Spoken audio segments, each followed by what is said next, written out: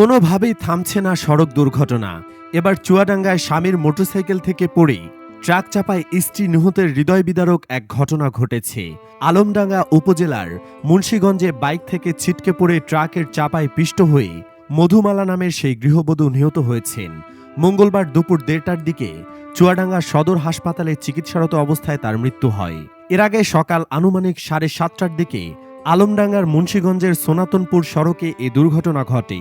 দুর্ঘটনায় নিহত মধুমালা আলমডাঙ্গা উপজেলার বারাদি ইউনিয়নের কাটাভাঙ্গা গ্রামের বাবুল মিয়ার স্ত্রী। পুলিশ ও প্রত্যক্ষদর্শীরা জানায়, সকালে বাবুল মিয়া স্ত্রীকে নিয়ে মোটরসাইকেলে যাওয়ার পথে একটি ট্রাক ওভারটেক করতে যায়। এ সময় ট্রাকের পিছনে লেগে মোটরসাইকেল থেকে ছিটকে ট্রাকের চাপায় মধুমালা পৃষ্ঠ হয়।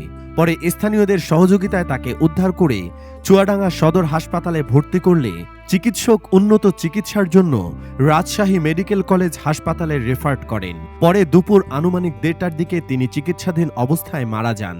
প্রায় একই সময়ে গাজীপুরের কালীগঞ্জে লরি ও মোটরসাইকেল মুখোমুখি সংঘর্ষে একজন নিহত ও দুজন আহত হয়েছেন। দুপুরে কালীগঞ্জ ঘোড়াশাল বাইপাস সড়কের ভাদার্তি এলাকায় এ দুর্ঘটনা ঘটে। নিহত আব্দুল হামিদ নাগরী ইউনিয়নের পানজোড়া এলাকার হাশেম মিয়ার ছেলে এবং নির্মাণ শ্রমিক। স্থানীয় ও থানা সূত্রে জানা যায়, দুপুরে কালীগঞ্জ ঘোড়াশাল বাইপাস সড়কের ভাদার্তি এলাকায় সিমেন্টবাহী লরির সাথে বিপরীত দিক থেকে আসা একটি মোটরসাইকেলের মুখোমুখি সংঘর্ষ হয়। এতে ঘটনাস্থলেই মোটরসাইকেল আরোহী আব্দুল হামিদের মৃত্যু হয়।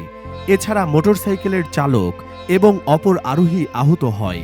পরে স্থানীয়রা আহতদের উদ্ধার করে চিকিৎসার জন্য হাসপাতালে পাঠান।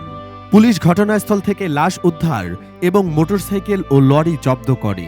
এর আগে পরীক্ষা দিতে যাওয়ার পথে দুই মোটরসাইকেলের মুখোমুখি সংঘর্ষে টাঙ্গাইলের ভূঁইয়াপুরে মোহাম্মদ শিপন ইসলাম নামে এক কলেজ ছাত্র নিহত হয়। এ ঘটনায় আহত হয়েছেন আরও ৪ জন। একই দিন সকাল 11:30টার দিকে বঙ্গবন্ধু সেতু পূর্ব ভূঁইয়াপুর এলেঙ্গা আঞ্চলিক মহাসড়কের উপজেলার ২৬ এলাকায় এ ঘটনা ঘটে। নিহতের স্বজনরা দেশবাসীর কাছে দোয়া চেয়েছেন। দোয়া করি আল্লাহ তাআলা যেন ভুল ত্রুটি ক্ষমা করে সকলকে জান্নাত দান করেন, আমিন। দর্শক, কমেন্টে আপনিও আমিন লিখে ভিডিওটি লাইক ও শেয়ার করে অন্যদের সতর্ক করুন। পরবর্তীতে আরও এমন ভিডিও পেতে চ্যানেলটি সাবস্ক্রাইব করুন। আল্লাহ হাফেজ।